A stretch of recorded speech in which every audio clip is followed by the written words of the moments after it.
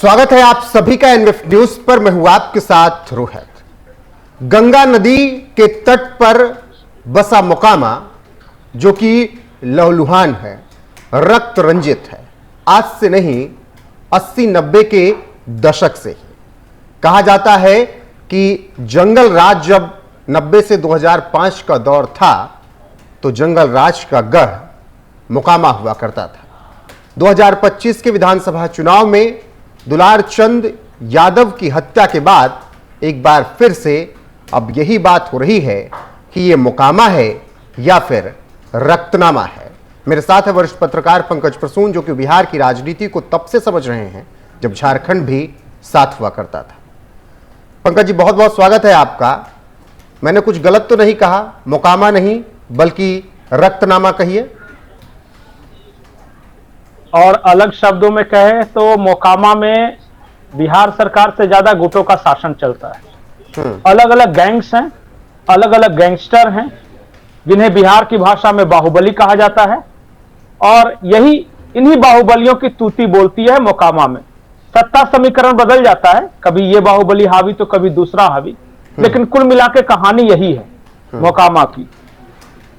अभी जो हमारा जो दौर है 1980 के बाद से अगर देखेंगे तो 4 गैंग है मोकामा में। 4, एक है अनंत सिंह, दूसरा सूरजभान सिंह, तीसरा सोनू मोनू गैंग और चौथा दुलारचंद यादव जी। ये 4 गैंग जो थे, हाँ वो 4 गैंग थे। इन्हीं 4 गैंगस्टर्स अभी जब हमारा दौर आया तब से, उससे पहले भी मोकामा गैंग्स के लिए ही जाना जाता था।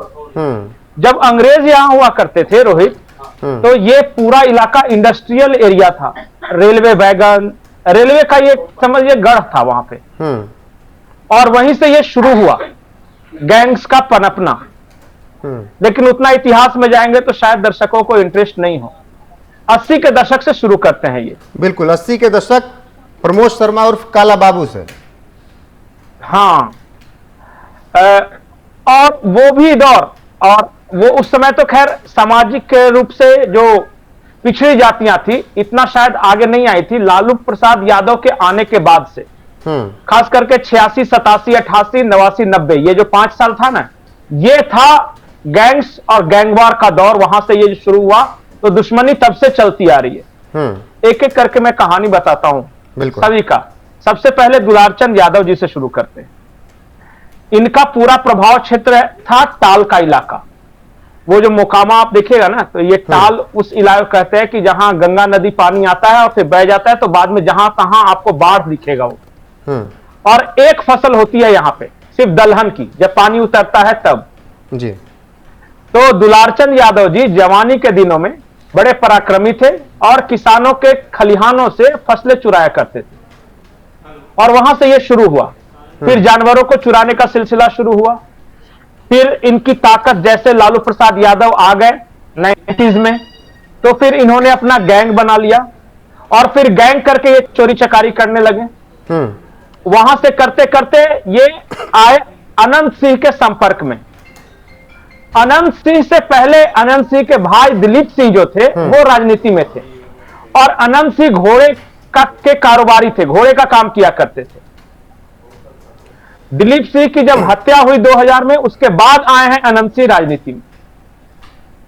तो उस वक्त ये जो मेन गैंग्स वहां पे हुआ करते थे, एक विवेका पहलवान का गैंग था, सूरजभान सिंह का था और अनंत सिंह का था।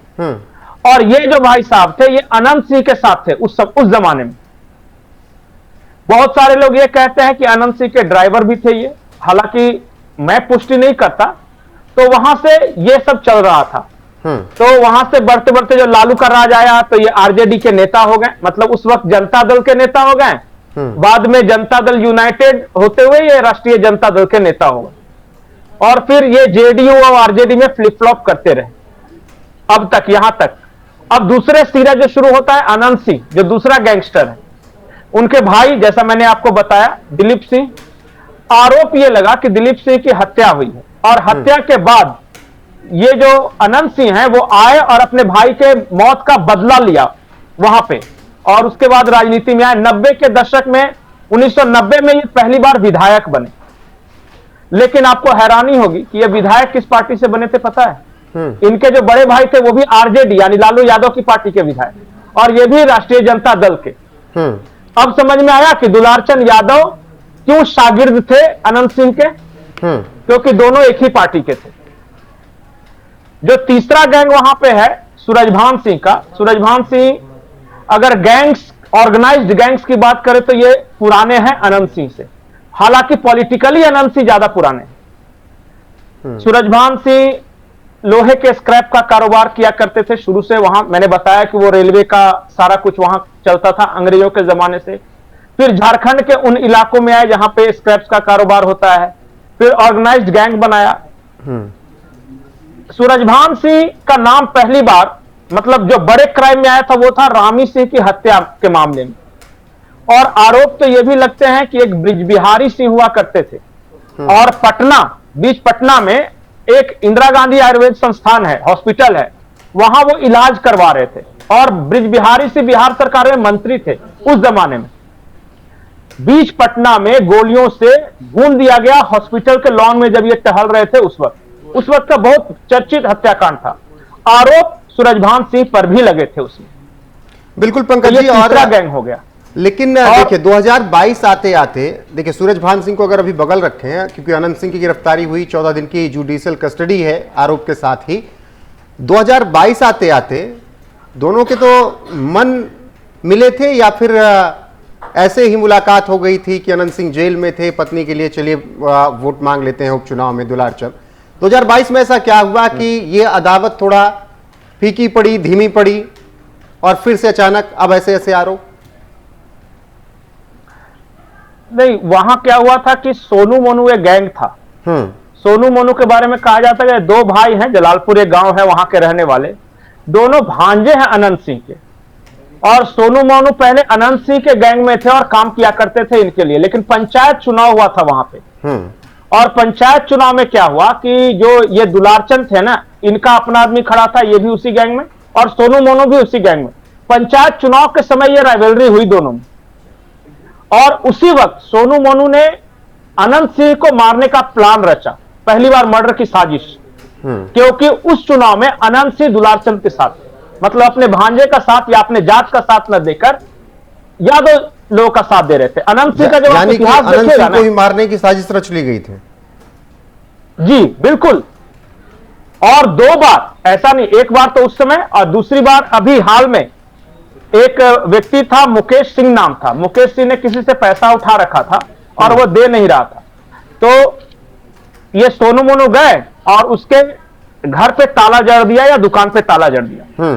अब मुकेश सिंह इसकी कंप्लेन लेके आया इनके पास, अनंत सिंह के पास, कि देखिए जो सोनू मोनू है मैं ताला कर दिया, तो उन्होंने कहा चलो मैं समझाता हूं और खुलवाएंगे। उस वक्त ये गए थे और आपको याद होगा पूरा इलाका गोलियों की तड़तड़ाहट से गूंज गया था, 60 राउंड फायरिंग हुई थी, और तब ये दोनों को पकड़ के जेल में डाला गया था। हालांकि सोनू नहीं पकड़ाया, मोनू पकड़ाया था झारखंड के बोकारो से। ये है वहां पे। अगर अनंत सिंह के आप इतिहास और पॉलिटिकल हिस्ट्री को देखेंगे तो अनंत सिंह का जो स्ट्रेंथ है वो है पिछड़ी जातियां।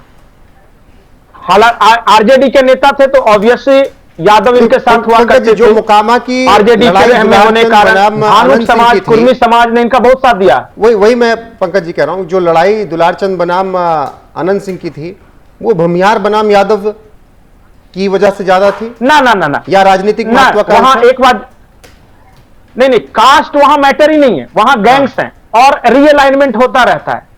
जैसे कभी सूरजभान से अनंत सिंह में समझौता हो गया तो दुलारचंद के खिलाफ हो गया, कभी दुलारचंद और अनंत सिंह में समझौता हो गया तो सूरजभान के खिलाफ हो गया। अभी तो सोनू मोनू भी मिलने आए थे, ये जो फायरिंग घटना उससे पहले सोनू मोनू और अनंत सिंह में ही समझौता होता, वहां धंधा है, बिजनेस। और एक और कैरेक्टर, दो और कैरेक्टर है वहां पे, एक जितेंद्र सिंह है जिनके बारे में कहा जाता है कि वो विवेका पहलवान के लड़के हैं, आजकल वो अनंत सिंह के साथ है, जबकि किसी जमाने में विवेका पहलवान और अनंत सिंह का गैंगवार पूरा फेमस था मोकामा में। अब जो स्थानीय लोगों से मैंने बातचीत की तो उन्होंने कहा कि जितेंद्र सिंह जो थे वो एनटीपीसी एक बाड़ है वहां पे, वहां की जो ठेकेदारी थी अनंत सिंह ने उन्हें दे रखा था। अब सच्चाई क्या है वो तो राम जाने, लेकिन मोकामा में इस तरह की चर्चा थी। बिल्कुल, मोकामा में वहां कास्ट का कोई मैटर है ही नहीं।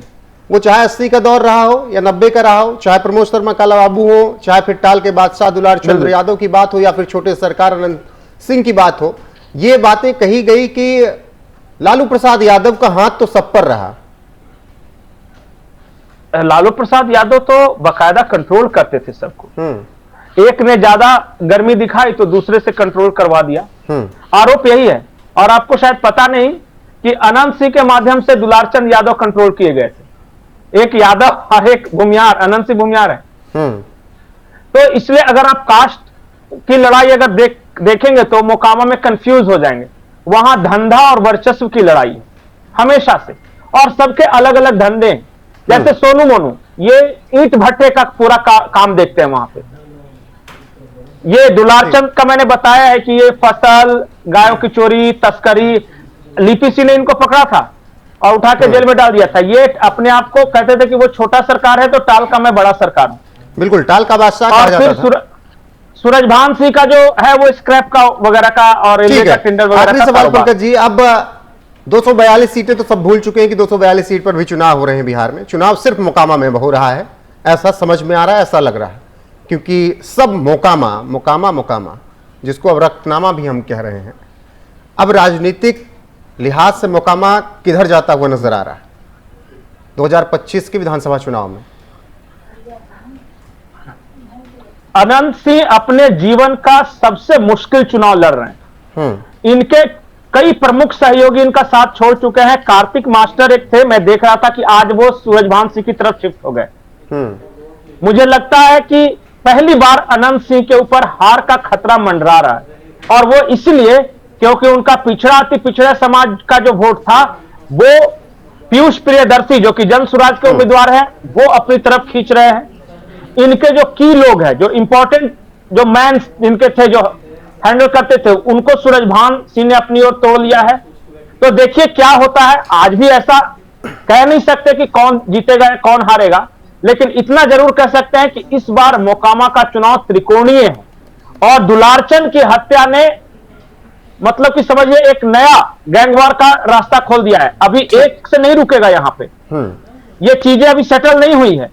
बिल्कुल। आपको क्या लगता है कि बस दुलारचंद की हत्या के बाद ये रुकेगी? नहीं, बिल्कुल। अभी ये अदावत रुकने वाली नहीं है, जैसा अलाइनमेंट होगा। बिल्कुल, ये अदावत रुकने वाली नहीं है दुलारचंद की इस हत्या के बाद भी। अभी आगे भी बहुत कुछ देखने को मिलेगा। जी पंकज जी कुछ कह रहे हैं। एक आखिरी और इंटरेस्टिंग पॉइंट बताता हूं राज्य के बाहर के लोगों के लिए। इस तरह की चर्चा है, हालांकि मैं दावा नहीं करता, कि ये जो पीयूष प्रियदर्शी थे है ना जन स्वराज वाले, अब ये आरजेडी का टिकट लेने के लिए जोर लगा रहे थे। और वो तस्वीरें भी है जब पटना में आरजेडी के दफ्तर के बाहर ये टिकट के आकांक्षी थे। अचानक रातों रात ये जन स्वराज का टिकट लेके आ गए, और जो आरजेडी का टिकट था वो सूरजभान सिंह को मिला। तो चर्चा यह है कि सूरजभान सिंह ने ही इन्हें जन स्वराज का टिकट लेने के लिए कहा, और कुछ पैसों की चर्चा है। बहुत तरह की पॉलिटिकल गॉसिप, तमाम आरोप है, तमाम पॉलिटिकल बातें हैं, वो सब खुलासे जैसे होते जाएंगे आप तक जरूर पहुंचाएंगे। फिलहाल सबकी नजरें मोकामा पर, मोकामा के चुनाव पर। फिलहाल अनंत सिंह 14 दिन की जुडिशियल कस्टडी में है। उन पर आरोप है कि दुलारचंद की हत्या करवाई है उन्होंने। बाकी सब कुछ जांच का विषय है, जो भी निकल कर आएगा आप तक जरूर पहुंचाएंगे। अभी मोकामा नहीं, रक्तनामा जैसे हालात वहां पर हैं, और गंगा नदी के तट पर बसा मोकामा इस वक्त रक्त रंजित है। बने रहिए हमारे साथ, हर एक अपडेट आपको यहां पर मिलती रहेगी लगातार। नमस्कार।